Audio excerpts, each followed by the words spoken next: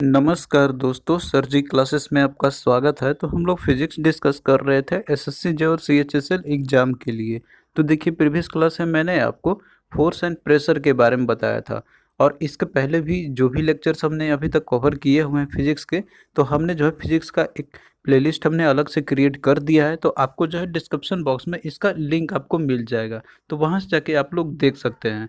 तो जो लोग भी नए जुड़े हुए हमारे चैनल से, तो उनको हम बता देते हैं कि आप लोग जो है प्लेलिस्ट में जाना, वहाँ पे आपको जो है 4 और सब्जेक्ट के एसएससी जेईई के लिए हमने ऑलरेडी फिनिश कर दिया है, तो उसका भी आपको लिंक मिल जाएगा और हमने इसका डिस्क्रिप्शन बॉक्स में लिंक दिया हुआ है। तो हमने जो सब्जेक्ट फिनिश किए हुए हैं जैसे ज्योग्राफी का हो गया, बायोलॉजी का, इकोनॉमिक्स का और केमिस्ट्री का, तो इनका कंप्लीट प्लेलिस्ट हमने बना दिया है। पूरा लेक्चर्स हमने कवर कर दिया और साथ में इनका पीडीएफ भी हमने प्रोवाइड कर दिया है। तो आपको जो है डिस्क्रिप्शन बॉक्स में इन सभी का लिंक आपको मिल जाएगा, प्लेलिस्ट का भी और साथ में जो पीडीएफ हमने क्रिएट किया हुआ है उसका भी। तो आप लोग पीडीएफ को बाय कर सकते हैं आप लोग जाके वहाँ से, और आप लोग स्टडी करते रहिए। हम आपको पूरा कंप्लीट जनरल स्टडी जो पोर्शन है एग्जाम से पहले कंप्लीट हम करा देंगे। तो चलिए स्टार्ट करते हैं हम लोग आज का लेक्चर। तो आज जो है हम लोग आर्किमिडीज प्रिंसिपल के बारे में समझेंगे। तो इसका देखिए जो कॉन्सेप्ट है और जो एग्जाम्पल है, ये दोनों आप लोग अच्छे से सुनना है। इसका एग्जाम्पल आपसे पूछे जाते हैं एग्जाम्स में। तो यहाँ पे देखिए इस प्रिंसिपल को समझने से पहले आपको कुछ टर्म समझने होंगे, जैसे कि अपथ्रस्ट और बोयंसी का जो कॉन्सेप्ट है। इसके बाद आप लोग जो आर्किमिडीज के द्वारा जो प्रिंसिपल दिया गया था, तो ये आप लोग काफ़ी आसानी आसानी से आप लोग समझ लीजिएगा। तो यहाँ पे हम एक एग्जाम्पल लेते हैं। मान लीजिए कोई ऑब्जेक्ट है, यदि हम उसको वाटर के अंदर में उसको डालते हैं हम लोग, तो वो ऑब्जेक्ट जो है तो आइदर वो तो सिंक कर जाएगा यानी कि डूब जाएगा, या तो वो जो है पूरी तरीके से ऊपर ही रहेगा, मतलब फ्लोट ये करता रहेगा। तो यहाँ पे देखिए इसके दो केस होते हैं, या तो बॉडी जो है पार्शियली इमर्ज रहेगा वाटर के अंदर में, या तो फुली तरीके से उस वाटर के अंदर में इमर्ज रहेगा लेकिन वो फ्लोट करता रहेगा। तो ये चीज़ आपको डाउट आता होगा कि ये किस कारण से हो रही है, कि कोई ऑब्जेक्ट है नीचे डूब जाता है लेकिन कुछ है कि फ्लोट करते रहता है। तो ये देखिए कोई ऑब्जेक्ट है ये फ्लोट इसलिए करता है क्योंकि नीचे जो वाटर है तो ये भी एक अपवर्ड फोर्स एग्जर्ट करती है उस बॉडी के ऊपर में। तो यहाँ पे जो अपवर्ड फोर्स जो लग रही है, जब बॉडी को हम पार्शियली या फुल्ली रखते हैं लिक्विड के अंदर में, तो उसी को बोलते हैं हम लोग अप थ्रस्ट बोलते हैं, या फिर इसी को बोलते हैं हम लोग बुओयंट फोर्स हम लोग बोलते हैं। अब यहाँ पे देखिए इसके पीछे रीजन होता है क्योंकि जो वाटर की जो डेंसिटी होती है तो वो ज़्यादा होती है एज कंपेरिजन टू जो ऑब्जेक्ट है उसके। तो ये चीज़ फिनोमिना आपका बॉयंसी से भी रिलेटेड है, यही सिमिलर फैमिलियर फिनोमिना इससे रिलेटेड। क्योंकि देखिए जो बॉडी हम लोग इमर्ज करते हैं ना वाटर के अंदर में, तो उसकी जो वेट होती है तो वो कम होती है एज कंपेरिजन टू एयर में। एयर में यानी कि जब बाहर कोई ऑब्जेक्ट को आप रखते होंगे और तो उसका वेट अगर मान लीजिए 5 kg का है, लेकिन जब उसे वाटर के अंदर लेके आप जो जाइएगा तो आपको लगेगा कि वो हल्का हो गया, लगभग उसकी जो वेट है तो लगभग आधे के बराबर हो जाती है। तो ये है बोयंसी का फिनोमिना के चलते होती है यहाँ पे। और डेंसिटी भी उसकी कम रहती है, तो इस कारण से जो कोई भी ऑब्जेक्ट है तो वो फ्लोट करते रहता है। तो ह्यूमन बॉडी का भी केस हम लोग लेते हैं तो ये भी देखिए फ्लोट करता है वाटर के अंदर में। और जो हीलियम जो फील्ड बलून्स रहता है, बलून जो हीलियम से फिल करके जब देखते हैं कि जो बलून जो उड़ता है ऊपर अब देखते होंगे आसमान में, तो जिसमें अंदर में हीलियम फिल की जाती है, तो वो भी जो है फ्लोट करता है एयर में, क्योंकि डेंसिटी जो होती है ना, जो बलून रहता है जो हीलियम से फिल के रहता है उसकी कम रहती है एयर के कंपेरिजन में। तो इसीलिए वो जो है ऊपर राइज कर जाता है। तो ये दो केसेस आपके हैं। तो यहाँ पे देखिए जो अपथ्रस्ट है यानी कि जो अपवर्ड जो फोर्स लगती है, तो वो दो फैक्टर पे ये डिपेंड करता है। तो वो कौन कौन सा है, तो ये आप लोग ध्यान से सुनना। पहला हो गया कि वॉल्यूम ऑफ द बॉडी, यानी कि जो बॉडी है जो कि हमने इमर्ज किया हुआ है उसका वॉल्यूम कितना है उस पर डिपेंड करेगा। और दूसरा है डेंसिटी ऑफ द फ्लूइड, यानी कि फ्लूइड की जो डेंसिटी है वो कैसी है। तो यहाँ पे हम लोग एक एक करके समझेंगे इसको। तो पहला केस देखिए हमने आपसे बात किया था कि वॉल्यूम ऑफ द बॉडी, यानी कि जो बॉडी है उसकी वॉल्यूम कितना है। तो अगर मान लीजिए कि बॉडी का जो वॉल्यूम है अगर वो ग्रेटर होगा, तो जितना ही ज़्यादा ग्रेटर वॉल्यूम होगा बॉडी का, तो उसके ऊपर में उतना ही ज़्यादा जो अपथ्रस्ट है वो उतना ही ज़्यादा होगा, उतना ही ज़्यादा अपथ्रस्ट फोर्स लगेगी, एक्सपीरियंस करेगा कोई भी ऑब्जेक्ट को अगर हम लोग फ्लूइड के अंदर में रखते हैं तो यही सेम फिनोमिना आपका है। जैसे शिप जो होती है आप देखते होंगे, जो समुद्री जहाज जो होती है, तो उसकी जो वॉल्यूम होती है तो वो बहुत ज़्यादा होती है। तो इस कारण से उसके ऊपर में अपथ्रस्ट ज़्यादा लगती है और वो जो है फ्लोट करती है, यानी कि डूबता नहीं है। इसके पीछे रीजन यही है इसका। और इसके अलावा देखिए जो डेड बॉडीज होता है तो ये हमेशा फ्लोट करते रहेगी सरफेस ऑफ वाटर में। लेकिन जो हेड रहता है तो वो केवल वाटर के अंदर ही रहता है, उसका हेड केवल अंदर रहेगा, लेकिन बाकी पूरा जो बॉडी है तो वो फ्लोट करता रहेगा। ये इसलिए क्योंकि जो डेड बॉडी होता है तो वो जब डिके कर जाता है तो उसकी वॉल्यूम इंक्रीज कर जाती है, तो इस कारण से वो फ्लोट करते रहता है। तो ये दो केस आप लोग याद रखना। और दूसरा फैक्टर आपका है कि डेंसिटी ऑफ द फ्लूइड, यानी कि जो फ्लूइड है उसकी डेंसिटी कैसी है। तो ये चीज़ पाया गया है कि जैसे मान लीजिए कि जितना ज़्यादा ग्रेटर डेंसिटी होगा फ्लूइड का, तो वो जो है उतना ही ज़्यादा अप थ्रस्ट लगाएगी उस बॉडी के ऊपर में। तो अगर मान लीजिए कि कोई भी जैसे फ्लूइड है, अगर उसकी डेंसिटी ज़्यादा होगी तो देखिए जो साल्टी वाटर जो होते हैं, जैसे ओशियन की हम बात करते हैं, तो वो ज़्यादा डेंसर होती है उससे साल्टी वाटर, तो वहाँ पे ज़्यादा अप थ्रस्ट लगेगी। तो ये चीज़ आपने नोटिस भी किया होगा कि जैसे कि कोई भी, अगर आप मान लीजिए कि यदि आप लोग समुद्र में तैरते होंगे या रिवर में आप लोग तैरते होंगे, तो वहाँ पे एक्सपीरियंस आपने किया होगा कि जैसे आपको वहाँ पे ये चीज़ आपने नोटिस किया होगा कि आप लोग जो है वो ज़्यादा फोर्स आपको लगाने की ज़रूरत नहीं पड़ती होगी ओशियंस में। वहाँ पे आपको जो है आराम से आप लोग तैर सकते हैं, क्योंकि वहाँ पे डेंसिटी उसकी ज़्यादा होती है, तो आप लोगों को उतनी ज़्यादा प्रॉब्लम नहीं आएगी। लेकिन वही रिवर का केस है, तो वहाँ पे जो है डेंसिटी कम होती है एज़ कंपेरिजन, मतलब ओशियन वाटर की हम बात करते हैं तो ये सेम केसेस आपके हैं कुछ जो कि आप लोग को नोटिस किए होंगे यहाँ पे। तो ये चीज़ केस आपको याद रखना है कि डेंसिटी अगर फ्लूइड की ज़्यादा होगी, तो वहाँ पे जो अपथ्रस्ट होगा वो उतना ज़्यादा लगाएगा बॉडी के ऊपर में। तो इसके एग्जाम्पल भी आप लोग, जैसे मैंने आपको बता दिया है कि जो स्विमिंग करते हैं आप लोग सी वाटर में, तो वहाँ पे ईजियर होता है क्योंकि वहाँ पे डेंसिटी ज़्यादा होती है सी वाटर की। तो ये केस आप लोग इसको याद रखना। अब एक केस आपका होता है यहाँ पे कि जैसे मान लीजिए कोई एक आयरन नेल है, कोई कील आपका है जो आयरन का बना रहता है, तो आप देखते होंगे जब उसको वाटर में हम लोग डालते हैं तो वो जो है पूरे तरीके से डूब जाता है, और वो वाटर का जो सरफेस रहता है, मतलब कि जैसे डालते हैं हम लोग तो वो जो है सिंक कर जाएगा, वो नीचे आ जाएगा, इसका बॉटम सरफेस वो आ जाएगा। तो क्योंकि यहाँ पे जो आयरन नेल है, तो इसकी डेंसिटी जो है तो वो ज़्यादा होती है एज कंपेरिजन टू वाटर। तो इस तरीके से जो अपथ्रस्ट जो लगती है जो नेल के ऊपर में, वो वहाँ पे क्या होगा, यहाँ पे वो ज़्यादा होगा। मतलब कि जो अपथ्रस्ट नेल ज़्यादा यहाँ पे लगा पाएगा, यहाँ पे जो है वाटर उतनी ज़्यादा अपथ्रस्ट नहीं लगा पाएगा कि जैसे उसको फ्लोट करता रहे। क्योंकि देखिए जो नेल का जो वेट होता है, यानी कि जो कील, मान लीजिए कोई आयरन नेल है, तो उसकी जो वेट होता है तो वो ज़्यादा होता है। तो अगर वो ज़्यादा वेट होगा एज कंपेरिजन टू जो फोर्स लगा रही है वाटर यहाँ पे, तो वो जाहिर सी बात है कि वो डूब ही जाएगा यहाँ पे। तो ये रीजन है इसके पीछे, आयरन नेल के पीछे, इसकी इसकी जो मतलब कि इसकी जो वेट होती है वो ज़्यादा होता है अपथ्रस्ट के कंपेरिजन में, तो इस कारण से जो है वो डूब जाता है।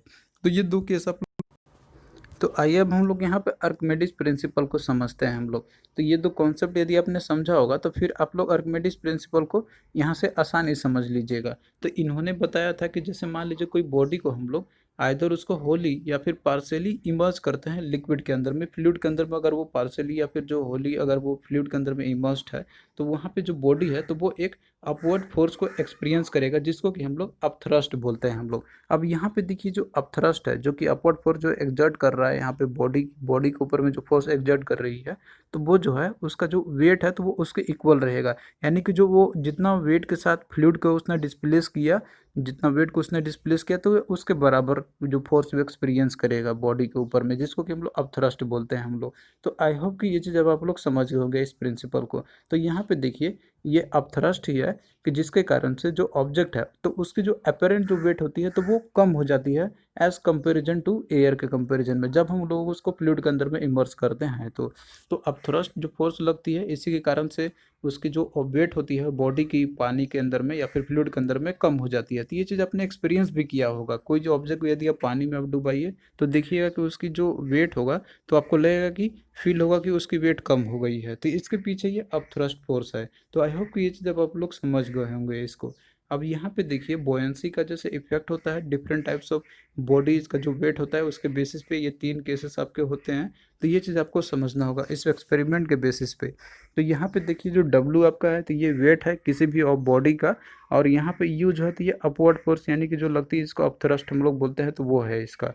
तो यहाँ पे जो तीन केस आपके है, पहला आपका है कि मान लीजिए जो ऑब्जेक्ट है उसकी वेट अगर उसकी वेट अगर ज़्यादा है जो अपथ्रस्ट लग रही है फ्लूइड के अंदर में, तो इस केस में जो बॉडी होगा तो वो डूब जाएगा, यानी कि सिंक कर जाएगा। जैसे इसका एग्जांपल आपका आयरन नेल का हो गया, तो उस केस में आपने देखा था जो आयरन नेल रहता है तो उसका जो वेट होता है वो ज़्यादा होती है एज कंपेरिजन टू जो अपवर्ड फोर्स लग रही है उसके ऊपर में। तो इस कारण से वो डूब जाएगा पूरी तरीके से, जो कि आपका ये फर्स्ट केस है। फिर सेकेंड केस देखिए कि जैसे मान लीजिए वेट है ऑब्जेक्ट का अगर वो कम रहेगा, अपवर्ड फोर्स जो अपथ्रस्ट फोर्स लग रही है यहाँ पे, तो इस केस में जो बॉडी होगा तो वो फ्लोट करेगा, जैसा कि ये दूसरा केस आपका यहाँ पे एग्जांपल है। तो इसका एग्जांपल आप लोग बलून का ले सकते हैं। आप कोई भी बलून आप पानी में डालिए तो पूरी तरीके से ऊपर ही रहेगा, फ्लोट ही करता है। आप कितना भी कोशिश कर लीजिए उसको नीचे इंसर्ट करने का तो वो आपका होगा ही नहीं, क्योंकि यहाँ पे जो वेट है उसकी वो काफ़ी कम होती है as comparison to upward force जो लगती है उसके ऊपर में, यानी कि जो अप थ्रस्ट आपका है। फिर तीसरा केस आपका इसमें है कि wind W is equal to U, यानी कि जो वेट है और जो अपवर्ड फोर्स लग रही है वो दोनों बराबर हो जाते हैं। यहाँ पे देखिए जो रिजल्टेंट फोर्स जो लगता है यहाँ पे, जो बॉडी को अंदर में लगेगी जब फुली इमर्ज रहता है तो वो जीरो हो जाती है इस केस में। तो अपेरेंट वेट जो रहेगा इस केस में बॉडी का वो जीरो रहेगा इन सारे पोजीशन, वो चाहे कोई भी पोजीशन में लिक्विड मतलब कि अंदर में कोई बॉडी कोई भी पोजीशन पर रहे, तो वहाँ पे जो अपेरेंट वेट उसकी रहेगी वो पूरी जीरो हो जाएगी उसकी। तो यहाँ पे जो केस हमने लिया था 3 केस आपके, तो ये तीनों केस आप लोग याद रखना, इन तीनों केस से आपके क्वेश्चन पूछे आते हैं कि इसका एग्जाम्पल कौन सा होगा। अब आइए हम लोग यहाँ पे डेंसिटी के बारे में देखते हैं, तो ये भी आपका इंपॉर्टेंट कॉन्सेप्ट है, इनसे भी क्वेश्चन आपके आते हैं। तो डेंसिटी देखिए इसका सिंपल फॉर्मूला होता है मास पर यूनिट वॉल्यूम। तो दस डेंसिटी को हम लोग डिफाइन करते हैं कि डेंसिटी किसी भी सब्सटेंस का उसका होता है मास पर यूनिट वॉल्यूम, यानी कि पर यूनिट वॉल्यूम में कितनी उसकी मास है। तो देखिए जो डेंसिटी किसी भी सब्सटेंस का जो है तो वो जो है टेम्परेचर के साथ उसमें वेरिएशंस आते आते हैं उसमें। तो अगर मान लीजिए कि जैसे टेम्परेचर अगर जो है वो इंक्रीज करता है तो डेंसिटी जो है किसी भी सब्सटेंस का वो डिक्रीज कर जाएगा। तो इस तरीके से अगर टेम्परेचर में अगर मान लीजिए कि डिक्रीमेंट होगी तो उस केस में जो डेंसिटी उसकी होगी वो इंक्रीज कर जाएगी। तो ये दोनों केस आप लोग इसका याद रखना। अब देखिए एक एग्जांपल भी आपसे क्वेश्चन में पूछा जाता है यहाँ पे कि वाटर का जैसे एक एक्सेप्शन होती है यहाँ पे कि वाटर का देखिए यहाँ पे टेम्परेचर के जो बिहाव होता है आपका यहाँ पे, तो उसमें थोड़ा सा कॉन्ट्रेरी होती है कि वाटर जो है कॉन्ट्रैक्ट करता है जब इसको हम लोग कूल करता है अप टू 4 डिग्री सेल्सियस तक।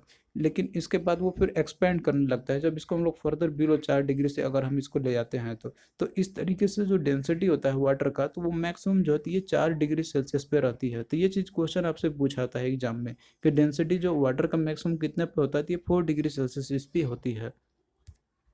अब आइए हम लोग यहाँ पे देखते हैं सरफेस टेंशन के बारे में। तो देखिए सरफेस टेंशन जो है तो ये भी इंपॉर्टेंट फिनोमिना आपका, इनसे भी क्वेश्चन आपके पूछे जाते हैं एग्जाम्स में आपके। जैसे कि सरफेस टेंशन का जो एग्जाम्पल में क्वेश्चन आपसे पूछा जाता है रेन ड्रॉप का।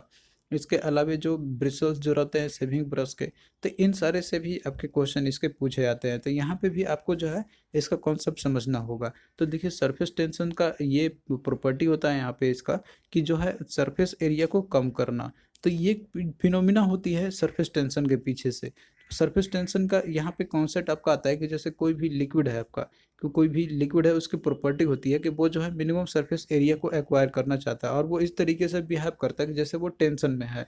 तो इस तरीके से एक इलास्टिक मेम्ब्रेन की तरह वो बिहेव करेगी, तो इसी को हम लोग बोलते हैं सरफेस टेंशन हम लोग बोलेंगे। अब इसके कुछ फिनोमिना होते हैं सरफेस टेंशन से रिलेटेड आपके कि जैसे मान लीजिए कोई स्मॉल लिक्विड ड्रॉपलेट्स होता है, फिर जो रेन ड्रॉप होता है तो उसका जो शेप होता है तो वो स्फेरिकल होती है इसकी ड्यू टू सरफेस टेंशन। तो सरफेस टेंशन का कॉन्सेप्ट आपका यही पे है कि वो चाहता है कि हमारा जो सरफेस एरिया है वो मिनिमम से मिनिमम रहे। तो इस केस में जो स्फेयर होता है तो उसकी जो सरफेस एरिया होती है तो वो कम होती है। तो इस कारण से जो है जो लिक्विड ड्रॉप होते हैं या फिर जो रेन ड्रॉप होता है तो उसका शेप आप देखते हो स्फेरिकल शेप की हो जाती है, क्योंकि वो चाहता है कि अपना जो शेप है वो मतलब मिनिमम सरफेस एरिया रहे उसकी।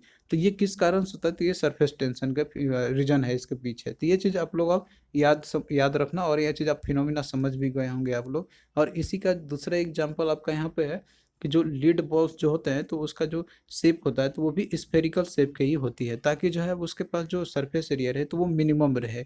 और अगर मिनिमम रहेगी तो वो आसानी से वो जो है घूम सकता है। तो ये केस आपके इसलिए लीड बॉल्स जो रहते हैं आपके बनाए जाते हैं स्फेरिकल शेप के। फिर तीसरा इसमें एग्जांपल आपका इसका है कि जो ब्रिसल्स होते हैं सेविंग ब्रश का या फिर जो पेंटिंग ब्रश जो आपने यूज़ किया होगा, तो जब आप उसे वाटर के अंदर में आप जैसे ही उसको आप डीप करते हैं यानी कि उसके अंदर में आप पानी में डालते हैं तो आप देखते होंगे कि वो जो है स्प्रेड कर जाता है आपका चारों तरफ। लेकिन जैसे ही आप ब्रश को पानी से आप बाहर ले आते हैं तो आप देखते होंगे कि जो ब्रिसल्स जो रहती है उसकी तो वो आपस में चिपक जाते हैं यानी कि स्टिक कर जाते हैं एक दूसरे से। तो ये भी पीछे इसका सरफेस टेंशन फिनोमिना है इसके पीछे। तो ये चीज़ आप लोग आप ध्यान रखना है इसका। तो देखिए यहाँ पे कुछ इंपॉर्टेंट पॉइंट्स है आपके लिए कि जैसे जो लिक्विड सरफेस होता है तो वो चाहता है कि उसकी मिनिमम सरफेस एरिया रहे। कोई भी अगर मान लीजिए वॉल्यूम अगर दिया रहेगा वहाँ पे तो इस तरीके से जो स्फेयर होता है तो उसकी मिनिमम सरफेस एरिया होती है। तो इसीलिए स्फेरिकल शेप ले लेती है लिक्विड हो या फिर जो रेन ड्रॉप हो आपका हो या फिर जो लीड बॉल जो रहता है तो वो स्पेरिकल शेप इसलिए रहता है यहाँ पे। तो इसका देखिए सरफेस टेंशन का एक सिंपल फार्मूला इसका होता है कि that is force per unit length हो गया। तो इस तरीके से आप सरफेस टेंशन का यूनिट अगर आप निकालने जाते हैं तो आप इसी से निकाल सकते हैं। इसका होता है न्यूटन पर मीटर होती है इसकी, तो फोर्स का आप न्यूटन आप जानते ही है और लेंथ का मीटर होती है। तो इस तरीके से आप इसका एसआई यूनिट भी आप निकाल सकते हैं। अब यहाँ पे देखिए जो वैल्यू होती है सरफेस टेंशन का, तो ये टेम्परेचर के ऊपर में ये भी डिपेंड करता है यहाँ पे। तो अब देखिए जैसे जो विस्कोसिटी होती है तो उसी तरीके से सरफेस टेंशन भी लिक्विड का रहती है, तो वो जो है टेम्परेचर के साथ ये फॉल कर जाती है। तो ये सारा इंपॉर्टेंट कुछ पॉइंट्स है जो कि आपको याद रखना है।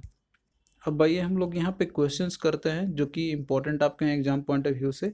तो क्वेश्चन देखिए यहाँ पे पहला आपका है कि the upthrust of the body is equal to. तो जो अपथ्रस्ट बॉडी के अंदर में लगती है तो वो इक्वल किसके बराबर होती है। तो ये चीज़ मैंने आपको बताया था कि जो वेट, जो भी वेट के साथ लिक्विड को उसने डिस्प्लेस किया हुआ है तो उसी के बराबर अपथ्रस्ट लगती है उसके ऊपर में। तो राइट आंसर क्या हो जाएगा इसका, weight of the liquid displaced. फिर नेक्स्ट देखिए कि how can relatively denser object be made to float on the less dense fluid. यहाँ पे आपसे क्वेश्चन में पूछा गया कि मान लीजिए कोई अगर डेंसर ऑब्जेक्ट है, अगर उसको फ्लोट कराना है लेस डेंस फ्लूइड में, तो उसके लिए क्या हो सकता है, क्या कंडीशन उसके हो सकते हैं। क्योंकि आपने ये स्टडी किया था कि जैसे जो अब थ्रस्ट आपकी रहती है, जो फोर्स लगती है लिक्विड के अंदर में यानी कि बॉडी के ऊपर जो लगती है, तो वो डिपेंड करता है दो फैक्टर पे, एक वॉल्यूम था और दूसरा था यहाँ पे डेंसिटी के कंपैरिजन में। तो अगर कोई भी ऑब्जेक्ट है अगर डेंसिटी उसकी ज़्यादा रहेगी तो वो जो है डूब जाता है, या ये चीज़ आपने देखा था वहाँ पे। लेकिन अगर मान लीजिए केस ये पूछा गया आपसे कि अगर रिलेटिवली डेंसर अगर ऑब्जेक्ट का जो है, अगर मान लीजिए कि उसकी डेंसिटी अगर ज़्यादा रहेगी तो उसको अगर हमको फ्लोट कराना है जबकि लिक्विड की डेंसिटी कम है, तो इसके लिए क्या करना होगा। तो यहाँ पे देखिए चार ऑप्शन दिए हैं। पहला दिया हुआ है अल्टरिंग द शेप, दूसरा दिया हुआ है altering the force acting on the object by altering the shear forces acting on the object, या none of the mentioned above. तो देखिए अगर इस केस को बनाना होगा, मतलब उसको फ्लोट कराना है किसी भी ऑब्जेक्ट को जिसकी डेंसिटी जो है वो लिक्विड के कंपैरिजन में अगर ज़्यादा है, तो इस केस में उसका शेप को हमें अल्टर करना होगा। तो राइट आंसर इसका ऑप्शन ए आपका हो जाएगा। क्योंकि देखिए जब हम शेप को चेंज कर देते हैं किसी भी ऑब्जेक्ट का, तो वो जो है फ्लोट कर सकता है। अगर उसकी जो डेंसिटी है वो अगर लिक्विड से अगर मान लीजिए कि वो अगर ज़्यादा भी हो जाए तब भी वो फ्लोट करेगा यहाँ पे, अगर उसका हम शेप को चेंज कर देते हैं तो यही सेम प्रिंसिपल जो है शिप बिल्डिंग जो रहते हैं, मतलब कि जो शिप बनाए जाते हैं बड़े बड़े जो जहाज होते हैं, तो उसके कॉन्सेप्ट भी सेम रहता है। आप देखते होंगे कि जो सीप होता है वो बहुत ही ज़्यादा भारी होता है, तो इस कारण से उसकी डेंसिटी तो ज़्यादा तो रहेगी ही रहेगी वाटर कंपैरिजन में, लेकिन फिर भी जो है वो डूबता नहीं है।